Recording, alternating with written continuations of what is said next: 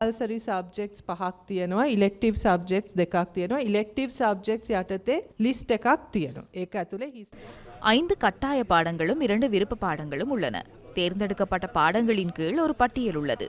அதில் வரலாறு மற்றும் அழகியல் அடங்கும். இவ்வாறு அனைத்து பாடங்களும் உள்ளன. வரலாறு, ஏஸ்தட்டிக் சப்ஜெக்ட் உள்ளிட்டவை ஹியூமனிட்டிஸ், சோஷியல் சயின்ஸ் ஸ்ட்ரீமுக்குள் அடங்குகின்றன. அதுதான் மிக முக்கியமான விடயம். மாணவர்களின் தேர்வு எவ்வாறு செய்யப்படுகின்றது என்பது இங்கே கூறப்பட்டுள்ளது. தேர்ந்தெடுக்கப்பட்ட பாடங்கள் என்று கூறப்படும் இடத்தில் தேர்ந்தெடுக்கப்பட்ட பாடங்கள் என்னவாக இருக்க வேண்டும் என்பது பற்றிய சில பரிந்துரைகளையும் சேர்த்துள்ளோம். இந்த பாடத்திட்ட சீர்திருத்தம் பற்றி நாங்கள் யோசித்த போது தனது துறையில் மாத்திரம் நின்றுவிடாத ஒரு முழுமையான மாணவரை எவ்வாறு உருவாக்குவது என்பது பற்றி நாங்கள் யோசித்தோம். எனவே வரலாறு மற்றும் அழகியல் பாடங்கள் மாணவர்களுக்கு மிக முக்கியமானவை என்பது தொடர்பில் கலந்துரையாடினோம்.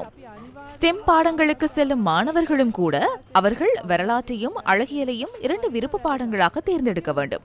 நிர்வாகத்துறையை தேர்ந்தெடுக்கும் மாணவர்களுக்கு வரலாறு மற்றும் அழகியல் கட்டாயமாகும். முகாமைத்துவ பாடத்தை தேர்ந்தெடுக்கும் மாணவர்களுக்கும் வரலாறு மற்றும் அழகியல் கட்டாயமாகும். ஹியூமனிட்டிஸ் மற்றும் சோஷியல் சயின்ஸில் உள்ள மாணவர்கள் அந்த துறையிலிருந்து 4 பாடங்களை செய்ய வேண்டியிருப்பதால் அந்த 4 பாடங்களில் ஒன்று வரலாறாக இருக்க வேண்டும். அழகியல், சமூக உணர்வு மற்றும் சமூகம் பற்றிய அறிவுடன் இந்த உலகத்துக்கு நாங்கள் தயாராக வேண்டும். இதனால் மாணவர்கள் தங்களுடைய அடையாளத்துக்கு பொருத்தமான பாடங்களை தெரிவு செய்து அவர்கள் தேர்ந்தெடுக்கும் பாடத்தின் குறிப்பிட்ட அறிவின் மூலம் முன்னேற ஒரு தெரிவை செய்யலாம்.